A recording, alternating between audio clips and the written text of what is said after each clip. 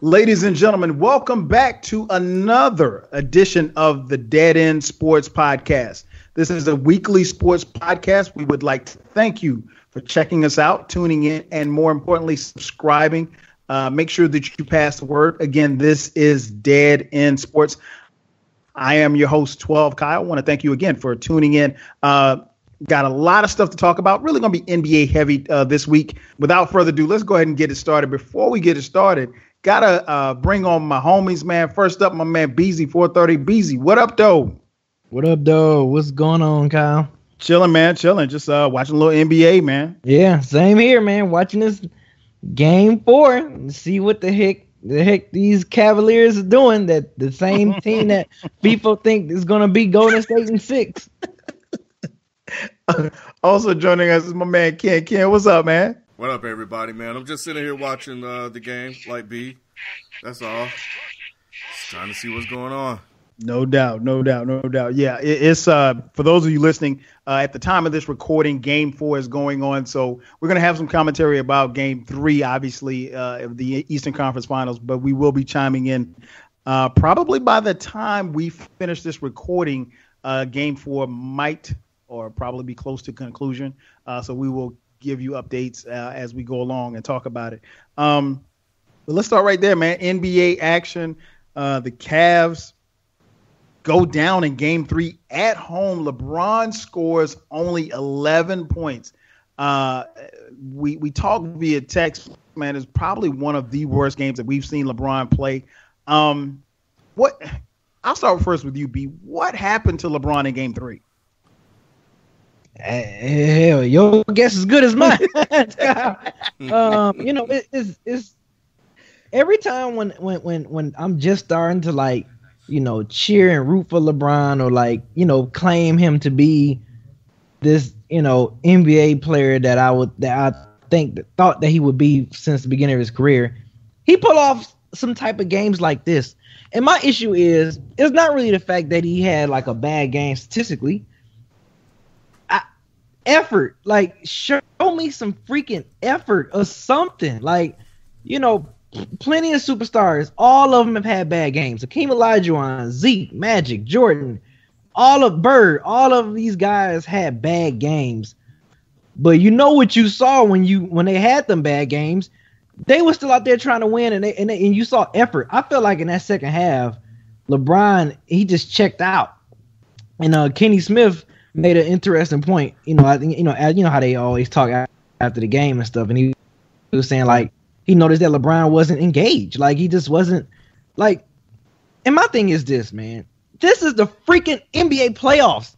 Why the freak? Do you think Larry Bird, Isaiah Thomas, Kobe Bryant wasn't engaged in a freaking playoff game? Regular season, that's a little different story. Mm-hmm. Playoffs, you have to be locked in and engaged. I don't care what lead you got, how embarrassed you made them look the game before you was up by 20. You should be let's go ahead and take care of business. Let's hurry up and sweep these guys so we can get some more rest or whatever and get ready for the finals. You cannot be disengaged in a freaking NBA playoff game. Any sports that has playoffs or where a chance to play for championship on the line. Stuff like that just irks me so bad, man. Like I said, it's not the fact that he had 11 points. He was 0 for something in the fourth quarter. Didn't make a 0 for 3. I think he took 3 shots in the fourth quarter. 0 for 3 in the fourth quarter. My thing is just effort, man. Show you want to win. Show you want to try to do something for the team to win, man. That's pretty much been my issue with LeBron. Same thing with the Dallas series in the finals, man. Just show that you want to win. Show some effort, man. That's all I want to see.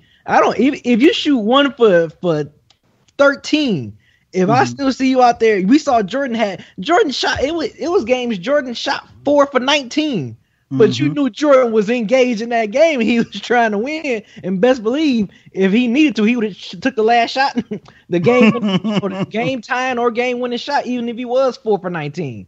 Right. Effort, man, is this freaking effort. That's the thing that ticks me off about LeBron, man. Show some freaking effort. So that's my issue, man. It's just when I'm man, LeBron's looking amazing this playoffs. He's on another level. He's locked in. He's playing we were just saying it. He's playing like we've never seen NBA player play in these, first couple of rounds in the playoffs. He's on a mission, and he comes out and pull off a game like Game 3.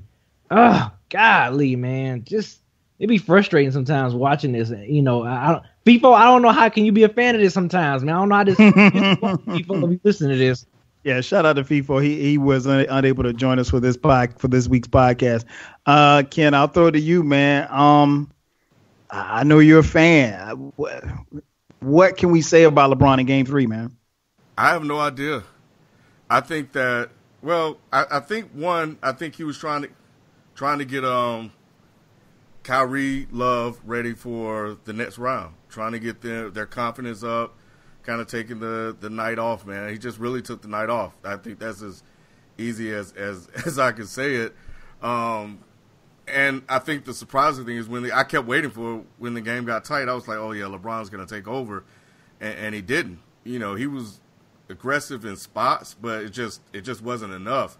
And in a game like that, where you have a chance to basically put this series away, you got to take it, because when you don't do that, you create moments like tonight where they think they actually got a chance, and now you come out, you're a little flat, and now you're sitting on the bench with 4 fouls.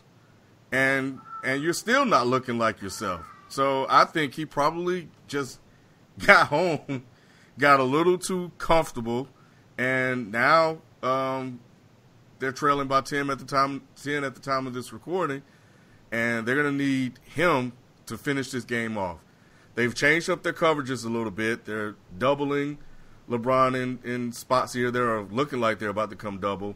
And, they're doubling Kyrie at times. They're doubling Love. So the Celtics, let's give them credit. They changed up their defensive strategy. But look, man, when you're leading by 21 and you blowing these boys out, come on, man. Like, at home, you got to put you got to put them away. You got to put that away. Without Isaiah Thomas on the floor. Yeah, you got to put that away. Yeah, I think I was really surprised.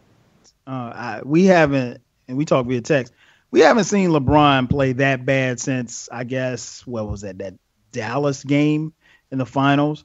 11 points is inexcusable. And I will be the first to admit, we came on this same podcast and we killed James Harden for his lack of effort when they were, blown out a couple of weeks ago. And I got to give LeBron the same thing. It's inexcusable. There's no reason. And I was tired, but I stayed up and watched the post-game press conference. And, he said he just didn't have it.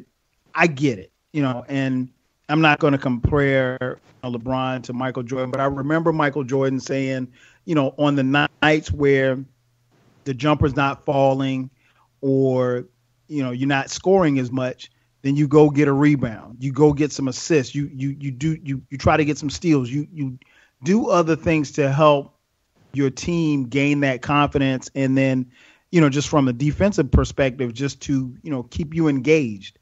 I heard Tim Legler from ESPN talk about the fact that, LeBron kind of came out passive and he let his teammates, kind of do a lot of the work, and that he never could get himself into the game. I like Tim Legler, but I think that's BS. I think we're not talking about, Avery Bradley here.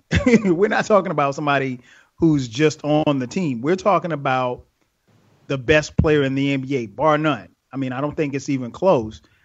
For him to come out and have an 11-point game in the NBA, in the NBA playoffs, East Conference Finals, that's inexcusable. I mean, if this had been a Tuesday night road game in Minnesota, you know what, man? We're not even batting an eye. Yeah, I mean, you should take a night off, if you're playing again and your team loses to the Minnesota Timberwolves in the same fashion. Okay, you can chalk that up because it's only one of 82. But you don't want to give, and by no means do I think that Boston will win this series. But what you're doing is you're extending this, by playing extra game. I mean, this really should have been a sweep. Even if it's only one extra game that they have to play, they did not want to have to get on a plane and go to Boston to play another game. With that being said, I think LeBron has to take it upon himself to. This is where the leadership comes in. LeBron talks constantly about him being the leader. The leader of the team. He's got to lead, and he, like I said at the start of this game 4, he has not done a great job because it's halftime at the time of this recording, and he's got 4 fouls. I mean, you can't get 4 fouls in the first half. So that really means he has to play it extra conservative in the second half because you don't want LeBron James to foul out of a playoff game. So what happened in game 3 cannot happen again. And I think the thing that's more surprising and disappointing is that he had been playing so well up until this point. Like you said, this is some of the best basketball we've seen LeBron play ever. And for him to get to that point and just, I can actually deal with you scoring 11 points. I can't deal with you checking out. And it looked like he checked out.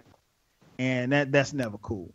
So we'll see how it plays out, man. I'm surprised, but and shout out to all you LeBron haters, because the LeBron haters were out in full effect, boy. And most of the LeBron haters are Kobe stans. So shout out to all of you, because I mean it really. They came out like that. After they came out in droves. I saw so many posts on my Facebook timeline, on my Twitter timeline. I mean, people who hadn't been commenting on the NBA all season long. I told you he wasn't Jordan. I mean, I've never heard LeBron say that he wants to be Jordan. But, man, the Kobe stands were out in full effect, man. And I think what also sparked it was Barkley said before the game that if LeBron, won another title, he would put LeBron over Kobe. And, Kobe stands really don't like that. So, if nothing else, LeBron got us talking. Game 3 got us talking, and it brought out the haters. We're gonna have us talking. Over in the Western Conference, the Golden State Warriors got the Spurs up out the paint, put them on the boat, going fishing with the sweep. Obviously, we know Kawhi Leonard went down in Game 1 after playing 2 great quarters of basketball, rolling his ankle on Zaza Pachulia's foot subsequently, and being sidelined for the rest of that game, as well as the subsequent games 2, 3, and 4. So, Ken, I'll start with you, man. How much of a difference do you think Kawhi Leonard would have made if he had played and been healthy? Well, you know what I think, man. I think the Spurs would have won the series. I think he made that much of a difference for that team. And I got to say this, man. I'm disappointed in Pop. Pop is my favorite coach in the NBA. And I'm disappointed in him, man, because he quit. He quit that series. And, I know we talked about it. Why do you say he quit? Because I don't think that – I think it got to a point where when they were down 2-0, I felt that he knew that the series was over, and that's why Kawhi didn't even attempt to play. Even in Game 4, based on what you're saying, he said his ankle was still messed up in Game 3. So I get not playing Game 3, but dang, man, you're gonna go for a sweep. You could have probably tried to play him Game 4 because they said he was likely out. So I think he just rolled over, man, and just gave up on the series. I mean, he wasn't going to win it anyway, so Pops is a Hall of Fame coach for a reason. So why risk his long-term health for the sake of avoiding embarrassment, right? But I will say this. That Spurs team is going to be extremely dangerous next year, and I think they may win it all because all them young guns on that team, especially they get LaMarcus out of there, but all those young guns on that team, man, they got a lot of playoff experience against what may be the best team in the NBA. 27-1, which is freaking nuts. The Warriors are 27-1 in their last 28 games, and they just rolled through the weak, overrated Western Conference Finals. The West is overrated. Stop saying the East is not good. The West isn't as good as you guys are making it out to be. If that was the case, the Warriors would have lost the game. I know Kawhi got hurt. The Spurs can compete. I know George Hill and Derek Favors and other guys were limited in Utah, so they couldn't compete. I know that Nurkic got hurt in Portland, and they couldn't compete. But the fact is that the West, I think, is overrated. And, everybody's talking about Golden State may be the best team ever. Nah, man, not with the competition they face, but that's a whole conversation for another day. But, yeah, I think the Spurs would have won it probably in 6 or 7. Okay. That's different. What about you, B? How much of a difference do you think Kawhi would have made had he played in that series? It would have. I can definitely see Golden State in Game 7. I think the series would have been pushed to 7. I don't think the Spurs necessarily would have won, even though I've always said throughout the regular season, if it was one team that can stop us from seeing a Cleveland versus Golden State trilogy, would be San Antonio. But yeah, at the end of the day, I never really trusted LaMarcus, so that was probably like my small reason of why I picked against the Spurs, just off of LaMarcus. But yeah, if Kawhi would have stayed healthy, I definitely think this series would have been pushed to 7. I think Golden State would have been, they wouldn't have went through the West undefeated. And I completely agree with Ken. Like, people was always dogging the East, but Golden State they just became the first team to sweep, because when Lakers did it in 2001, the first round was still 3 out of 5. But Golden State just became the first team to go 12-0. Like, they just swept their 3 rounds in the Western Conference, and nobody's saying anything about the West. Like, no one is saying, oh, well, the West is this, the West is that. Everybody just focused on the East because everybody just want to hate on LeBron. They just find a reason to just hate on LeBron or discredit whatever LeBron has done throughout his career. But come on now, let's speak on how the West is overrated. Like, how did Memphis get swept? How did what other team they play? Who else did Golden State play? I forgot who they. Portland. Yeah, was it Portland, Memphis, and then Portland. Yeah. So yeah, it's like, come on now, like y'all talking about the East this, East that, and Golden State out here sweeping the whole damn West, man. So yeah, but yeah, I think Kawhi being there, it would have definitely been pushed to 7 games. I actually got to disagree with both of you. I think, first and foremost, Ken, I don't think the Spurs would have won. But I will say this. With Kawhi? 100%? With Kawhi, no. Because I think the problem is that where they struggle is just what we saw. Outside of Kawhi, you really, and I don't think people really paid much attention to, but like the other go-to guy on that team, at least coming down the stretch here recently, was Patty Mills. And I thought Klay Thompson, although he didn't shoot necessarily effectively, Klay Thompson did a pretty good job defensively on clamping him down. But I mean, LaMarcus Aldridge, and I tweeted during the game, LaMarcus Aldridge left his game in Portland. I don't know where LaMarcus Aldridge is in his head. I still don't understand why a guy who's 6'11" keeps shooting freaking fadeaway jumpers. I don't understand. I mean, maybe somebody can. I'm not 6'11". I haven't been 6'11". I probably won't grow to be 6'11". But I don't understand how somebody that big shoots fadeaway jumpers when you got a small dude on him. At one point in time, they threw the ball in the post to him, and he had Klay Thompson on his back, and he shot a fadeaway. Klay Thompson's what, 6'6", 6'7", maybe? Come on, man. I think LaMarcus Aldridge is intimidated by Draymond Green. I don't have anything to confirm that, but he looks timid out there. But to answer the question, I think if Kawhi plays, I think it goes 6. And I definitely think Golden State loses game 1. Do they lose, by 20 or anything? No, I think Golden State probably would close the lead, but they would have lost game 1, and they would have been on their heels, and they would have gotten the shock that they needed to kind of jolt themselves or what have you like that. But no, I think Kawhi, him not being there does make a huge difference. Now, Ken, I will agree. They have a really good team going forward. Pop put some guys in there, and I don't know if it's because he just maybe he was just waving a white flag, or he didn't have anything else to lose. But he's that young Murray kid. He's got some players who got a lot of experience here. They don't know what's going to happen with Ginobili. I know Ginobili's going to take some time. He's, I think he just finished his 18th season, if I'm not mistaken. And shout out to Ginobili. If last night was his final game, man, shout out to Manu Ginobili, one of the greatest players in Spurs history. Definitely a Hall of Famer. I don't think anybody would have envisioned that he had the career that he had. And he has just been tremendous, an Olympian, but 5-time champion. Yeah, shout out to him.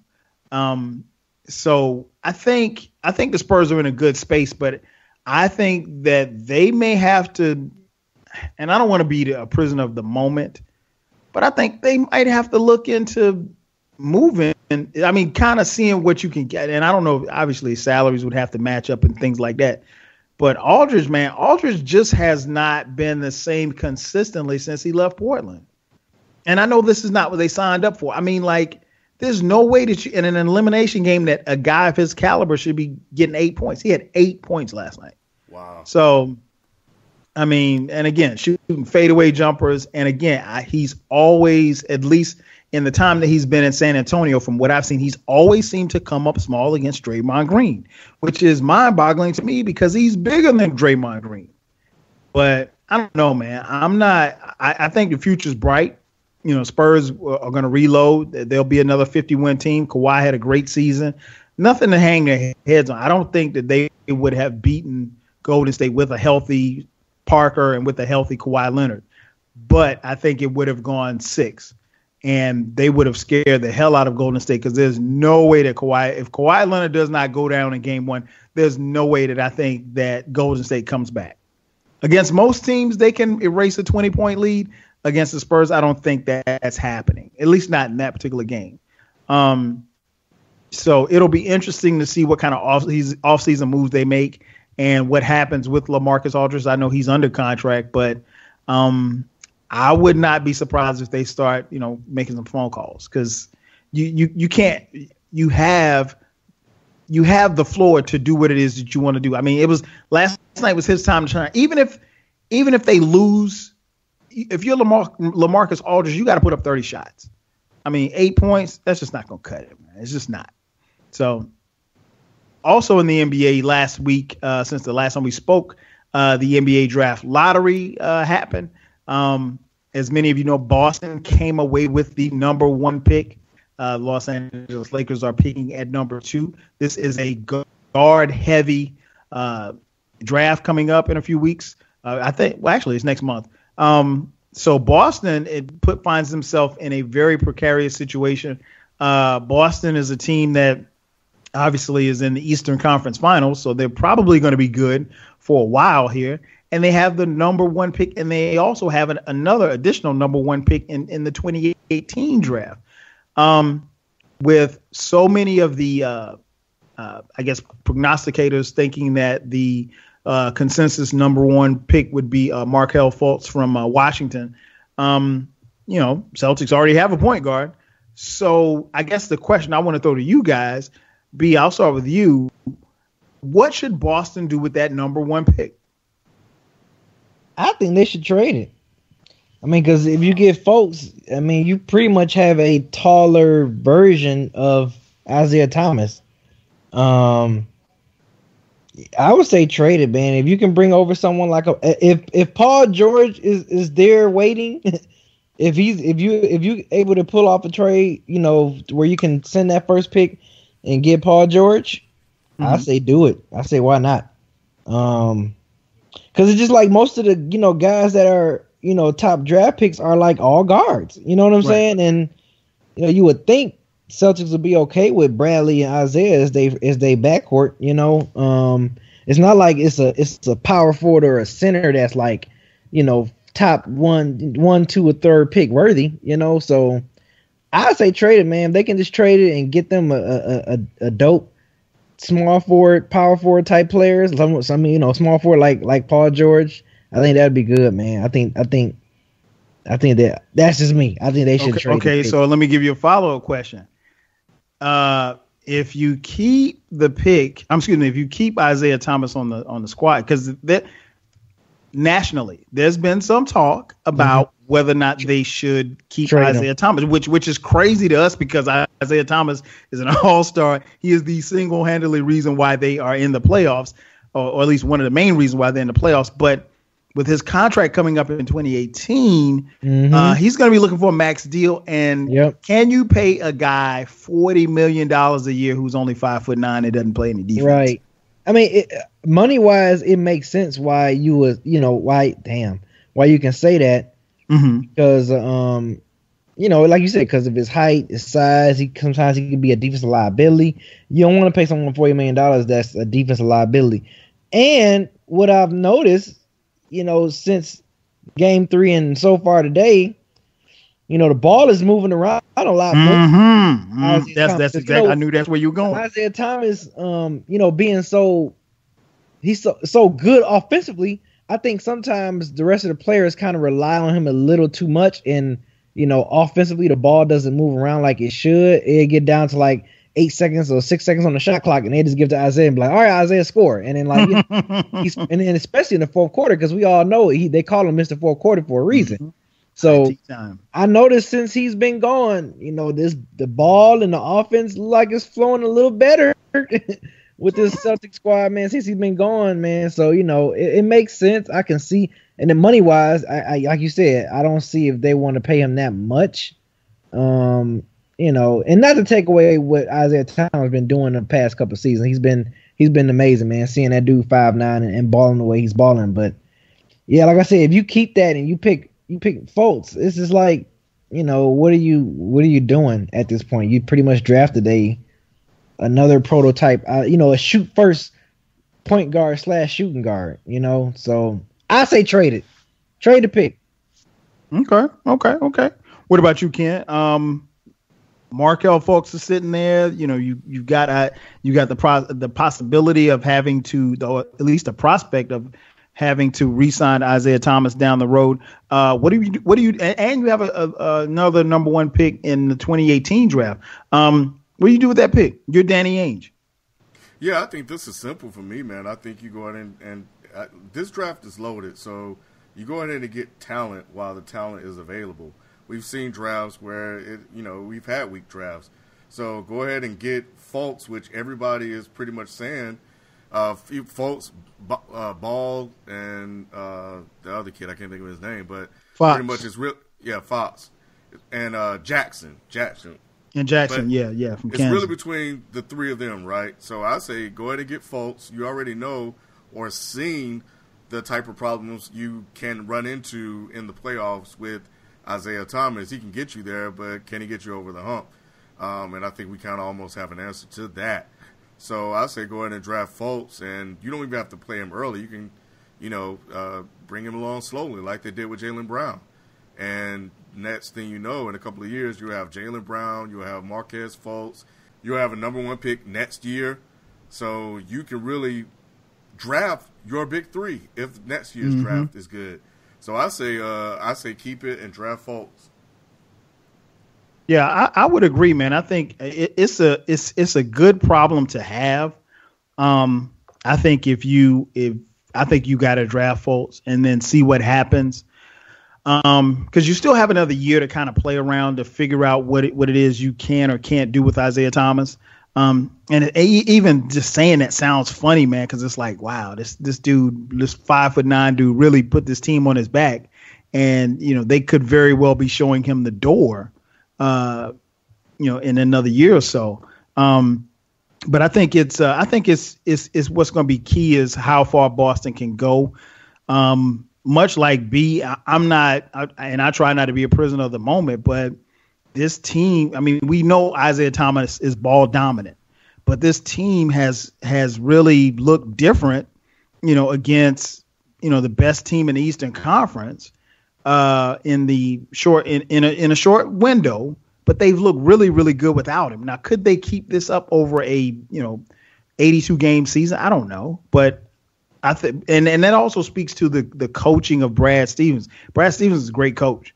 And I think people are realizing that right now. But I'd keep the pick. And I just, I'd, like Ken said, I'd go ahead and run with it and then see what you can get later down the line, because I think you can always make a move. I don't know that you can max out Isaiah Thomas. I just don't. Maybe he doesn't ask for a max, but I think he will. But also in the NBA draft, in the NBA lottery, as I mentioned, the LA Lakers will be drafting number 2. So Magic Johnson is coming in at number 2. The feeling around NBA circles and, the hyperbole has been that the Lakers should take your man Lonzo Ball at number 2. Ken, is he necessarily a lock to become a Laker? Yeah, this is done. Yeah, Magic. I think Magic loves Lonzo, and I think a lot of it's going to depend on LeVar. But I know Magic ain't. He's not going to put up with LeVar crap, and LeVar have to tap out and let that man go on to be a man, and I think he will. But for me, man, I think it fell the way it needed to fall. I think Boston can go ahead and get the guy that they want. And, the Lakers can get the guy that they want. Now, you guys were talking about a few seconds ago trading that pick. Maybe the Lakers and Boston swap picks. And, Danny Ainge get them some more draft picks somewhere down the line. So they can ensure that they get Lonzo Ball. But, yeah, I'm positive that Lonzo is going to be a Laker unless he does something crazy. No, his dad will. B, what about you, man? Lonzo Ball, do you think he's a lock to be the next Laker?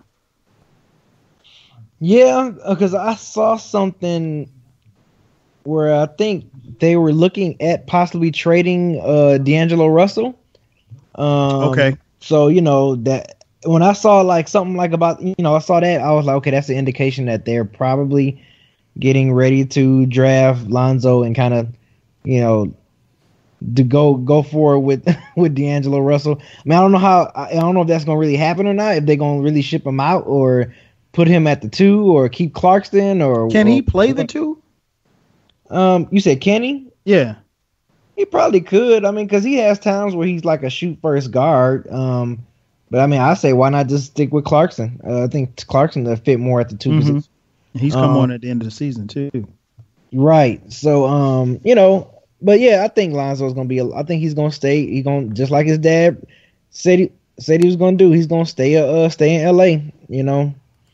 So stay at home, and we gonna see if Lonzo can do what he do. He's predicting them to be a playoff team in his rookie year with that lineup, with that same lineup. So in the West, right in the West. So I mean, LeVar gonna say some crazy. This is just the beginning. I tweeted this like a couple weeks ago. I said, man, I hope the NBA ready for LeVar Ball. And I said, especially if Lonzo end up a Laker. I said, boy, we are going to be hearing his mouth.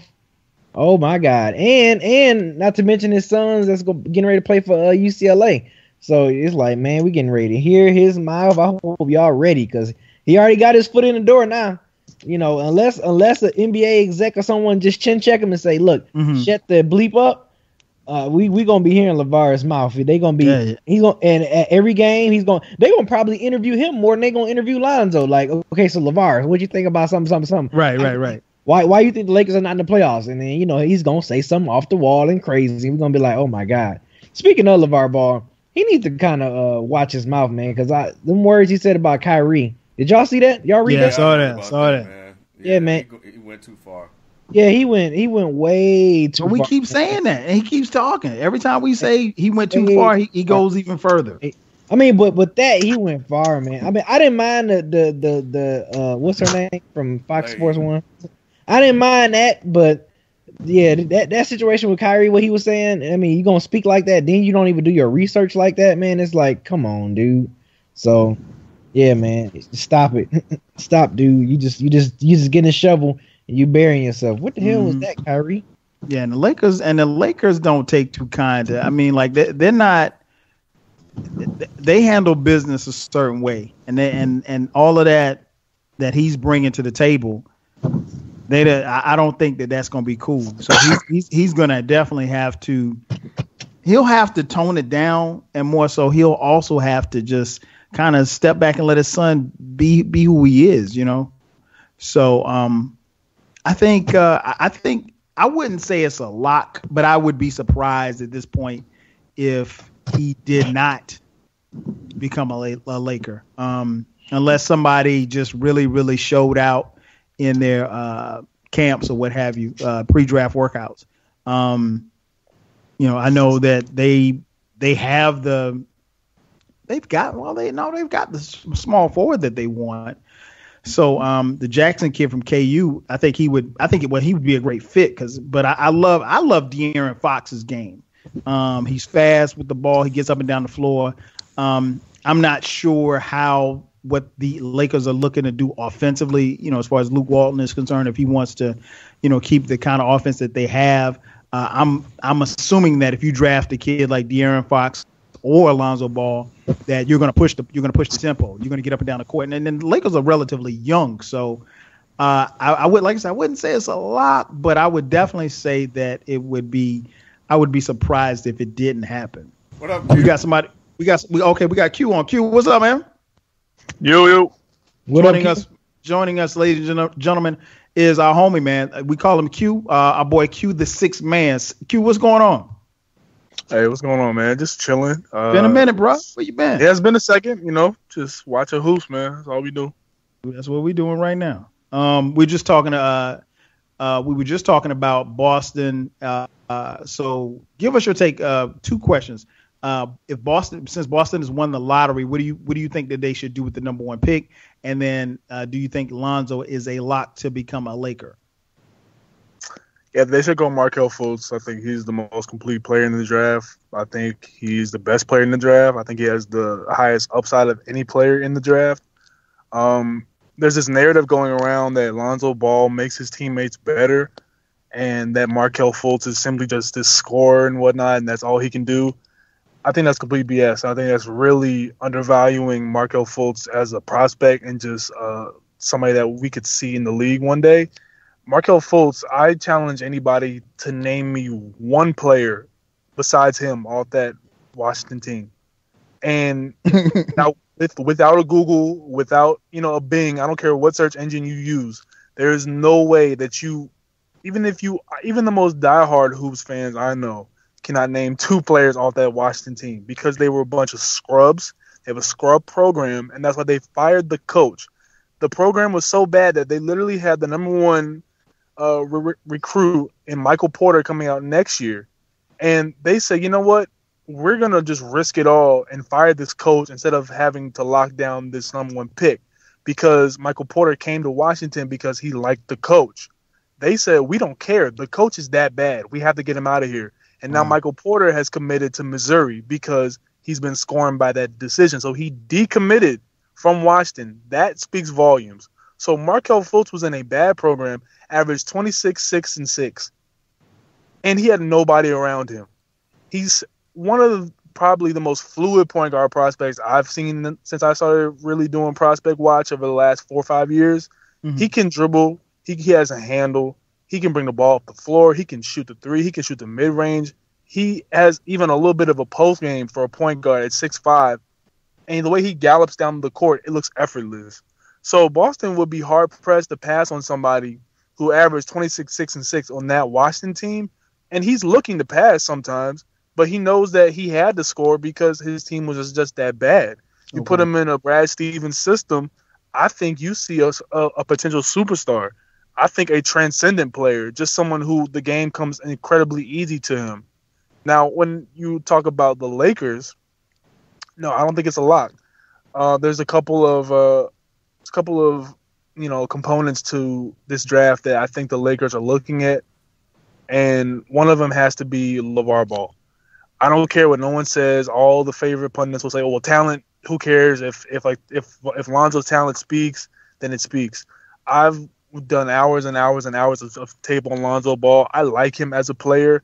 I've kind of simmered down on Lonzo Ball as much as I was a couple months ago because that game against De'Aaron Fox in Kentucky showed me that Lonzo had NBA shooters around him. He had people like Bryce Alford. He had TJ Leaf. He was another great guard right beside him. And he kept deferring and deferring and deferring. He literally made the other guy, I can't remember his name, no disrespect, but he made his other guard, his two guard, take the ball up the floor to get Fox off him in the second half. He was scared. Missed the dunk. Oh my God. And he was just scared, man. He was terrified of De'Aaron Fox because De'Aaron Fox was getting in his grill. Another thing, what I was touching on earlier was LeVar Ball. I don't care what no one says, man. That is something that you don't want in the locker room. That is something that you do not want to wake up to as a GM and hear, oh, LeVar Ball just said that they're not passing Lonzo Ball because he's black. You know what I'm saying? Like, they don't. He doesn't want to hear that shit. Like, right. Like it just doesn't make sense. They don't want to hear. You wake up one morning and LeVar says, "Oh well, Luke Walton can't coach anyway. What has he done? He couldn't even beat LeBron in the finals." You know what I'm saying? Like that type of stuff ruins a locker room's chemistry, and that type of stuff puts an arrow on your son's back. And LeVar needs to watch that stuff because he's already pissed off Kyrie, LeBron, and Steph Curry. Magic Johnson, who's the GM of the Lakers, saying that Lonzo's better than Magic. He's doing all this stuff, and I don't care. People say it's just theatrics, and to a certain extent, stuff like that is good for the league. But the moment that you start disrespecting people's deceased mothers and stuff, that's the moment that you started getting into territory where you're gonna get your son hurt on the court, or right. you're gonna get some guy who plays 2 minutes a game and checks in simply to check Lonzo when he goes up for a dunk, or simply to throw an elbow at Lonzo when he's going into the lane. That type of stuff plays into your decision, and that's just for prospects. Josh Jackson, to me, if he can get his jumper down, and by the way, we don't know if Lonzo's jumper is going to translate because Lonzo cannot go to the left when he's run off the 3-point line. So him in pick and roll, him in his jumper, we don't know if that's going to translate at all. Those type of things are things that need to be addressed because we see that his pick and roll numbers. And by the way, FIFO is like the Lonzo Ball fan club leader, but Lonzo Ball's usage rate is 19% in college basketball. Every other prospect is above 19%. No prospect has ever had a 19% usage rate and has been anything below a rotational player from what we've seen of the analytics of the prospects dating back to, I think it was 86. You don't do 90% in college and then just become this amazing guy. It's very rare. There's been guys who've been 20%, 25%, so there is a margin of error. All I'm saying is that those 20% guys are people like Drexler, people like Hakeem. Like, those are those type of transcendent players. And I don't know if Lonzo Ball is a transcendent player. The more I look at him, the more I look at as maybe a third option on the championship team, maybe a fourth option if we're being real. He has great speed in transition. He can pass the ball, but you take away, his role players and you relegate him to being the guy who runs the show. I don't think he's built like that, to be so honest with you. I don't think he's built for that show. I think Markelle Fultz is built for that because bigger body, stronger, can go to the rack, more athletic, can pass if he needs to, better shooter, more fluid on offense, and he's amazing in the pick and roll with scrubs on his team. So De'Aaron Fox, if he goes in there and he works out for LA and he just, shows off, and Magic loves the fact that he's the fastest player in the draft, if Magic loves the fact that Josh Jackson has shown improvement in his jumper, I think Josh Jackson's the second best prospect in this draft, hands down. 6'8", defensive dog on the wing. You cannot get past him. Amazing athleticism. There's just so many factors factoring into what Magic Johnson wants in a player. And I think LeVar, Lonzo's mechanics as a shooter, and what he did against Kentucky, I think those things factor in. I think you have to do your due diligence on other prospects instead of just labeling, Lonzo the chosen one because he played basketball in Los Angeles. Are you trying to sell tickets or are you trying to win rings? And I think that's where Magic has a decision. Yeah, it's definitely a decision to make, and I don't think it's as I mentioned earlier, I don't think it's a foregone conclusion or a lock per se. The consensus seems to be that way, but we know a lot of stuff will happen in between now and then because we've got a little less than a month left before the NBA draft. Now, as far as what happened last week, the all NBA teams were named, which always happens around this time of year, and every year there's some type of controversy, if you will. If you missed the list, I will run them down for you. First team: James Harden, Kawhi Leonard, Russell Westbrook, Anthony Davis, LeBron James. Second team, Isaiah Thomas, Stephen Curry, Kevin Durant, Rudy Gobert, and the Greek freak, Giannis Antetokounmpo. I think I pronounced that right. Third team, DeMar DeRozan, Butler, Jay Butler. That's Jimmy Butler. I'm sorry. John Wall, Draymond Green, and DeAndre Jordan. So with those names being listed out, were you surprised? Anybody do you think got snubbed that probably should have made it that didn't make it? I think I'm pretty okay with that. I mean, DeRozan had probably, I think it's a career year. I know many people were saying Clay, but I thought DeRozan. Right. I was just like, no, I don't know why people was, well, not really people, mainly just Draymond Green. And I'm saying, of course, they're his teammates. Of course, they're going to act like they're going to have his back. But I guess I'm pretty cool. You know what? I'll take that back. I'm surprised. What's my man from Miami? The center, Whiteside. Hassan Whiteside. Yeah, I would have probably had him over DeAndre. That's just me. Man, I mean, that's a little bit of favoritism because I like Whiteside. But I would probably had him at the third team. But I'm pretty sure he's probably gonna make an all defensive team. I guess I'm cool. I mean, I guess I'm fine. I mean, to be honest with you, I've never really cared for these all NBA team selections. Really, like I just see them. It's like, oh, okay, cool. Like, good for him. Okay. What about you, Q? Any surprises? Anybody snubbed that you thought should have made it that did not make it? No, I think everything was good. I wasn't really upset at anybody being snubbed or anything. So, like, my take on this is pretty lukewarm. I think it was just a good, solid 1, 2, and 3. Mm-hmm. If there's one guy, because B already mentioned Cousins, but we knew he's not going to make it. He had too many problems this year. Obviously, I think for me it would have been Karl Anthony Towns.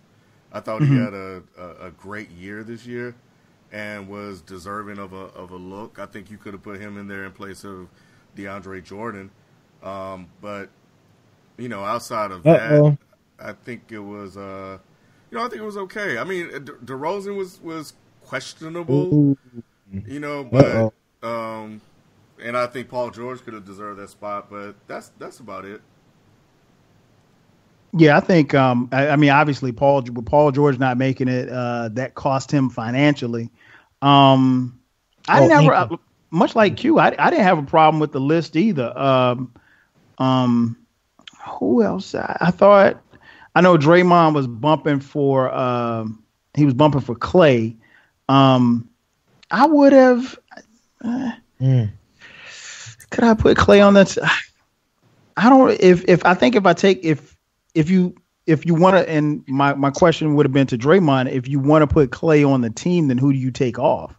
Now if I could just take anybody off, I would have taken DeAndre Jordan off. But if you do that, then who do you do you have to replace him with another center? But other than that, I thought that, like you, B, I don't really pay a lot of attention to it, but I think the list I thought was kind of cool. I didn't really, it didn't. I don't think there was any major. I think the thing that made the most news was the fact that Paul George did make it, and obviously that cost him, and it could have, and we'll see over this summer. Him and Haywood. And Gordon. It may have cost them cost their prospective teams, the Pacers and the Utah Jazz, the ability to sign them to long-term deals. So we'll definitely see how that plays out. Over in the NFL, man, Blaine Gabbert made some news. He latched on with another team. As many of you know, maybe not know, Blaine Gabbert was the quarterback last year for the San Francisco 49ers. You probably don't know much about Blaine Gabbert because he backed up Colin Kaepernick. Now, I tied these two together because Blaine Gabbert just signed with the Arizona Cardinals, and Colin Kaepernick does not have a job. He is still unemployed. We were told over the past few weeks that, some of the quote unquote dominoes had to fall with some of the other quarterbacks, as far as deciding on where they were going to go. And, we saw Romo. Romo was one of the dominoes because obviously Romo, moved to the booth and he's retired. And then we had, Jay Cutler did what he's doing. So you had these dominoes, these prospective dominoes falling as far as the quarterback carousel goes. But like I said, Blaine Gabbert is a guy who backed up Colin Kaepernick, and he now has a job. So, B, I'll throw it to you then. Why does Colin Kaepernick not have a job? I mean, we all know why. But I would like to see him. I think that would be dope if he signs with Seattle. I hope they do sign him on as a backup. I think that would be great. I think it would be cool if they sign him and RG3 as backups. So do you think Colin Kaepernick is going to land in Seattle? I would hope. I mean, I can't really say I think, because at this point I think he's going to get blackballed. That's just my opinion. But it would be dope if Seattle would take him on as a backup behind Russell Wilson. But yeah, we all know why. I mean, all the controversy that he had last year with the kneeling and stuff, and now he say he's not kneeling no more because he felt like he got the message across, which he did because he brought some attention to it. But the thing I like about it, he's still out there, putting his money where his mouth is, and making his actions speak louder than his words. You know what I'm saying? He's still out there helping the community and helping the inner cities and everything, which is so dope. But yeah, I mean, we all know why he still don't have a job yet. But like I said, this fool Kyrie is a hell of a finisher. Yeah, we know, man. It's just, it's just what he was, fighting for, and his statements he was making in the NBA season, man. But that's why it's a shame how some of these bum quarterbacks who haven't proved anything or done anything, where we seen Colin Kaepernick for a season or season and a half, lead teams to Super Bowls and lead teams to playoffs. Even though I was very critical of Kaepernick as a player, just as a player. I didn't mind the stuff that he did off the field. I loved it. But as a player, I was the main one saying, all right, the first season he shocked everyone. I said, watch, these coordinators going to have film on him, and look what happened the next season. Yep, you said it. And so, even though I was tough on him as a player, I still, just what he's been doing for the inner city and the youth, I want him to get a job still. And I'm still rooting for Colin Kaepernick, and I hope he start the season up either cornrows or afro. Either just be as black as you can, brother. Be as black as you can. I love it. What about you, Q? Why does Colin Kaepernick not have a job? And do you think he's going to land somewhere? I don't know. Like, the way I think about it is simple and plain, just like this. The way that Colin Kaepernick did his protest last year, it was very flamboyant. It was very to the point, and he didn't mince words in any of his interviews or anything that led up to a lot of other players speaking on things of that nature. And we saw that players, when they do things like that, they get blackballed. Just talking strictly on the field production standpoint, Colin Kaepernick is not a horrible quarterback. I challenge any quarterback to get behind that 49ers line and try to throw over 60%. Right. Like, that's, right. They benched him because they said he wasn't producing enough, but then they put Blaine Gabbert in there. I'm sorry. That was the season before last. So yeah, 2 seasons ago they benched him for Blaine Gabbert. Then they brought Kaepernick in this season because they thought they could give him a little boost. The way I just feel about people like Blaine Gabbert getting jobs is the same way I feel about people like Mike Lennon getting contracts in the NFL from the Chicago Bears.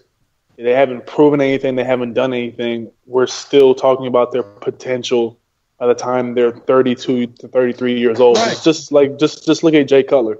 People continue to talk about Jay Cutler and what his potential could be in the NFL, That man is almost 40 years old, has a 401k, 10 kids, and all this stuff. But we want to act like he's this young, budding 22-year-old NFL quarterback, and that's just not what he is. So I'm outraged by it, but I'm not surprised that Colin Kaepernick does not have a job yet. If the Seahawks would like to take a stand and sign him as their backup, they do need a backup quarterback, and I think that he would actually fit in quite well because Russell can run. Russell runs a very hybrid offense between an option and knows how to actually throw the ball. So I think Kaepernick could come in and learn at least 75% of that playbook already being in San Francisco with Harbaugh. The playbooks aren't that different because they both run a West Coast style offense. I have a lot to say about it, but I'll just close with this. All I know is that if Colin Kaepernick came out in support of the troops and said that he's only gonna, wear army hats to support the troops, and every post game interview he's gonna shout out the troops and all that stuff, people would be on their hands and knees acting like he's Christ in a jersey.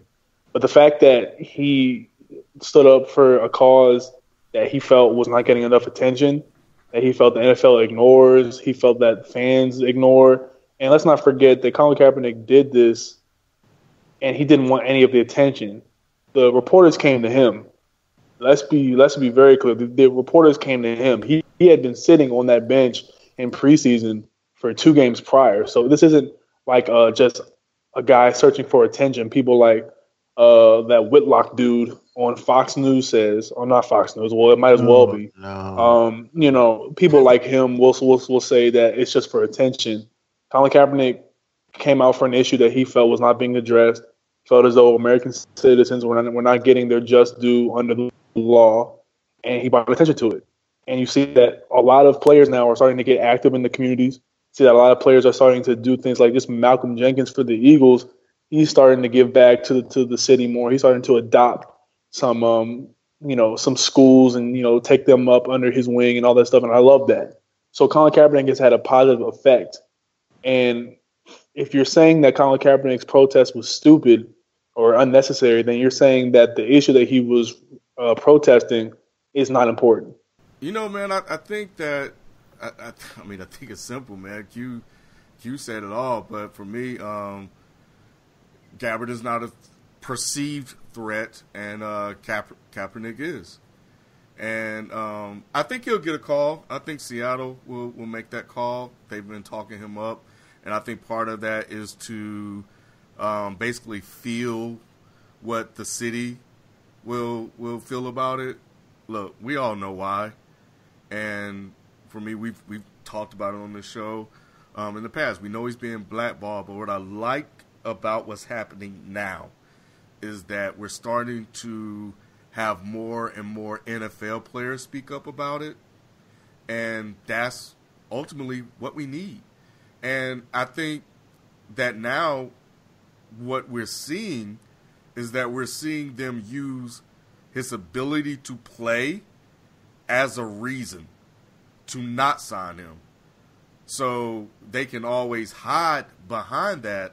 And I like that there are other people pointing out, well, if you can sign Gabbard, who was actually benched in favor of Kaepernick, why can't you sign Kaepernick? So I think Seattle will sign him. I try my best to be optimistic. In this case, I'm very pessimistic. There's several layers to this for me. I was confused because over the last 2 weeks, first the narrative was, well, nobody's calling Kaepernick. And then that made the news. And, they were like, okay, well, nobody's called Kaepernick. And then all of a sudden, and I hate to do this, but I gotta call him out. Dr. Harry Edwards. If you don't know who he is, Google him, especially while you listen to this podcast. Dr. Harry Edwards is one of the most positive social people in this country. He's done a lot for human rights, black rights, the movement, the whole nine. But Dr. Harry Edwards is a sociologist who works for the San Francisco 49ers. Now, Dr. Harry Edwards is or was labeled as Colin Kaepernick's advisor. He said, right, it was like on a Monday, the stories came out that nobody had contacted Kaepernick. Harry Edwards comes out and says on like that following Thursday, after this media storm has been created, that two teams reached out to him and he spoke on Kaepernick's behalf. But he told them, well, one of the questions that they asked was, is he serious about playing? Because that was another narrative, as you mentioned, Ken, that they were trying to spin that, with him doing all of this stuff off the field, that, is his level of focus, does he still want to play football? I mean, really, man? I mean, do you really have to question whether or not Colin Kaepernick wants to play football? Nonetheless, Harry Edwards, who is supposed to be an advisor to Colin Kaepernick, answered the question by saying, I don't know. Now, that made me scratch my head. Ken and B, you guys have my phone number. If ESPN called you tomorrow and said, hey, I want to inquire about Kyle and whether or not he may be interested in working for us at ESPN. If either one of you said, well, I don't know if you want to work for ESPN. I mean, think about how dumb that is. Yeah. And this guy is supposed to be an advisor to Colin Kaepernick. So I have a huge problem with that. I have a huge problem with the way that the media spun this. So to me, being pessimistic, it looks as if Harry Edwards came with his story only because the NFL was getting heat because Colin Kaepernick's phone has not rung.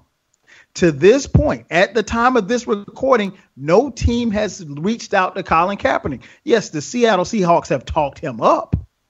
Pete Carroll has talked him up, but nobody has called Colin Kaepernick. If you watch football, there's no way that Blaine Gabbert should be on an NFL team before Colin Kaepernick. And that's not to say that Colin Kaepernick is the next Joe Montana, but damn, come on, man. This dude can still play football. Like you said, Ken, I've heard all of the excuses. Oh, well, does he want to play? Somebody mentioned the fact that he was a vegan. Somebody mentioned the fact, well, he's lost a lot of weight from being a vegan. Does he have the muscle mass to play football? Who cares about muscle mass? I mean, it's like you're looking for whatever. I would be more content and more happier if someone from the NFL office had said, look, we don't want Colin Kaepernick on our teams. I respect that. I would respect that because at least you would be man enough to put it out there. But all of these anonymous sources and everything, nah, man, don't piss on me and tell me it's raining, because that's exactly what the NFL is doing. Now, I would love to see Colin Kaepernick get a job. I don't think it's going to happen. Now, there's a lot of time between now and the time the NFL season starts. As we all know, quarterbacks go down left and right. A lot of times quarterbacks go down in camp. So there will be other opportunities. But the fact that his phone has not rung to this point, and that BS story that Harry Edwards put out there, it looks like a conspiracy to me. I would just rather you just tell me, hey, we ain't messing with him. We're not touching him. Okay, cool. We can move on. But to put out the narrative as if you care when you clearly don't care, like I said, man, you pissing on me and tell me it's raining. I was born at night, not last night. You can't get that one over on me.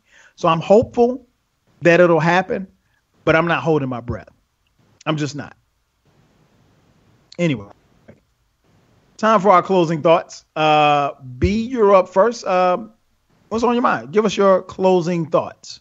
Man, I hate I didn't get this guy's name, but it was a boxing match that happened on Showtime, and the guy got disqualified because he kind of.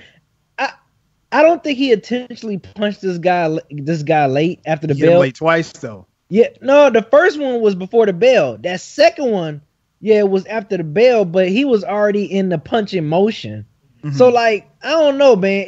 And he was very sorry. Like you could tell he was very apologetic. I don't think he meant to really hit him after the bell, but the guy, uncle, came over there and act like he was all love, like it's okay, and sucker punched him, gave him a quick 2-piece. Oh man! And when they showed it in slow motion, it's funnier. I mean, that was some funny stuff I've seen, man. Like that was, oh my god, it was hilarious. But yeah, I just that's my final thought. I just thought that was hilarious.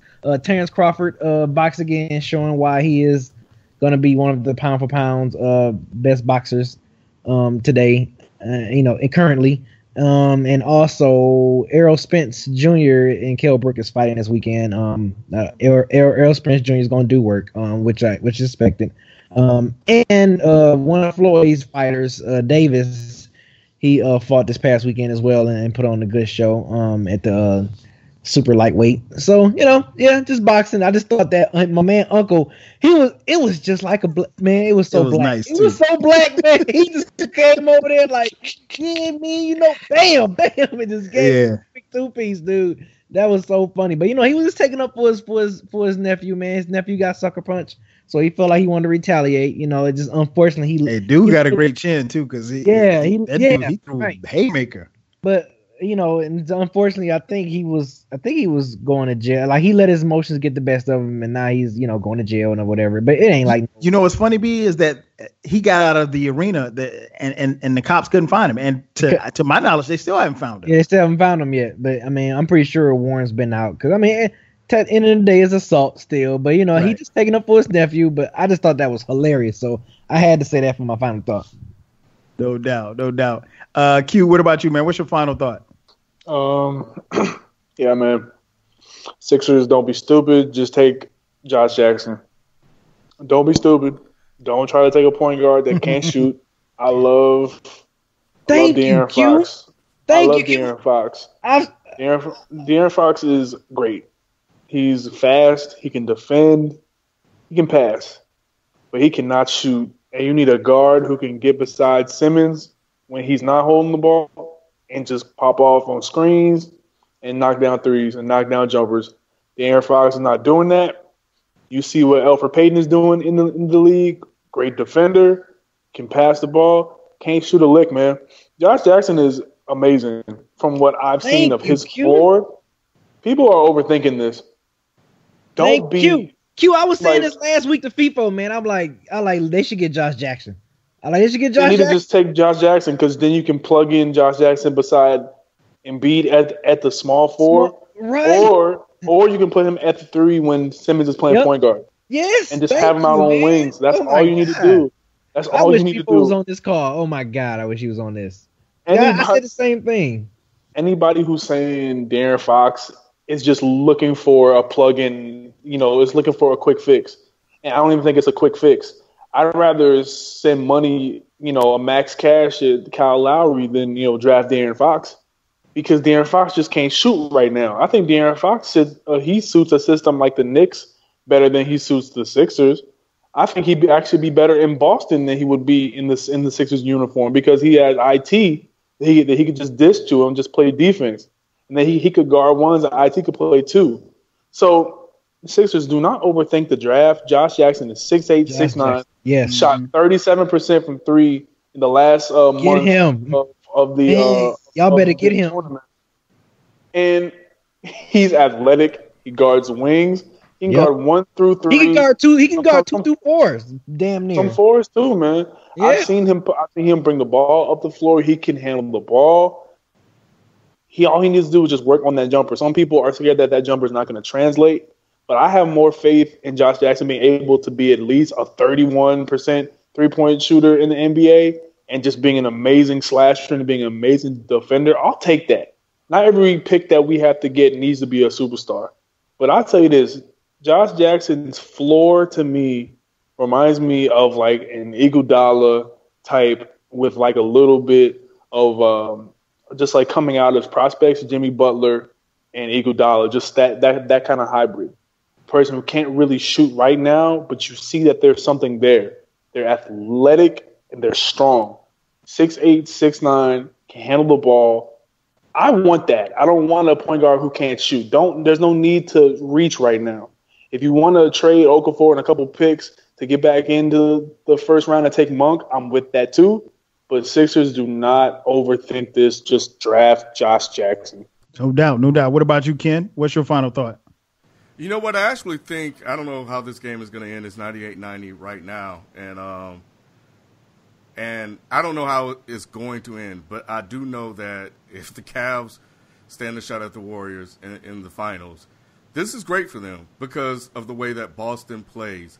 Boston moves around a lot, so it's forcing the Cavs to always. Huh? Yeah, Golden State moves around a lot too. Yeah. So this is actually going to work. Could potentially help them in the next round should they get there. Also, Joe Lacob, whoever the Warriors general manager is, mm-hmm. I know you saying that you want LeBron and the Cavs, and that's great, and that's fine, and you guys have KD, and yes, for all intents and purposes, you guys should win the finals, but don't give them bulletin board material. You don't want to do that. You know what I'm saying? So for me, just tread carefully, man. Sometimes you can be careful what you ask for, bro. Mm-hmm. Yeah, be careful what you ask for. Yeah. So it may work out. But if it don't, those statements could come back to haunt you. Yeah, man. Lacob needs to shut up. It's always the owners who don't play, always talking trash. I got actually two final thoughts. First final thought, man. Gisele Bündchen, wife of NFL superstar Tom Brady. Gisele Bündchen did an interview last week, and she mentioned the fact that, quote, her husband has suffered from several concussions and had a concussion last year. Of course, that made headlines because Tom Brady, although he did show up on the injury report several times during the 2016 season, never showed up for a concussion. In fact, the NFL went as far as to refute the fact that Tom Brady has never had a quote unquote reported concussion. I don't know who y'all fooling, but Gisele Bündchen isn't lying about Tom Brady having a concussion.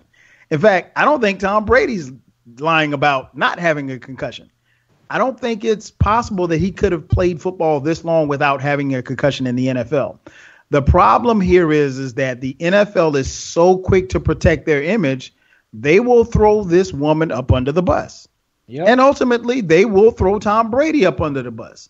So no matter how much we love or hate these current stars of today, 15, 20 years from now, they're going to be just like some of the same athletes that we see of today. Old, forgetful, crippled, because they're playing a violent sport. Now, of course, they've signed up for it. I'm not asking anybody to feel sorry, but it's going to be really, really difficult for Gisele Bündchen to understand why her husband has all of these Super Bowl rings and he can't remember where he put them. Something to think about. But I believe Gisele. I don't think that she was lying about his concussions. I think the NFL, once again, trying to cover their own tail. Second thought. When I was in college, and I'll make this quick. When I was in college, I graduated with a marketing degree. One of the first things that we learned in marketing is about promotion and product. I got to salute my man Kendrick Lamar, not only for creating an incredible album, but Kendrick Lamar has been all over the NBA the Eastern Conference and Western Conference Finals. Getting his album, having his album drop, and then playing snippets of his album leading into games is perfect product placement. You can't get any better than that.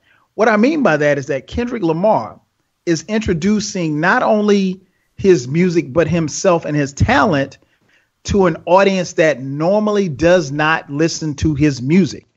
So when you turn on the TV and you hear the intro to Damn or Be Humble or DNA and you see Kendrick Lamar, that's product placement 101. I don't know who did it. I don't know who was responsible for it. I don't know if it's Kendrick, if it's Top Dog, if it's TDE as an entity.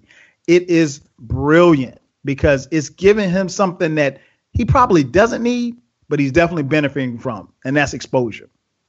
Can't be mad at that.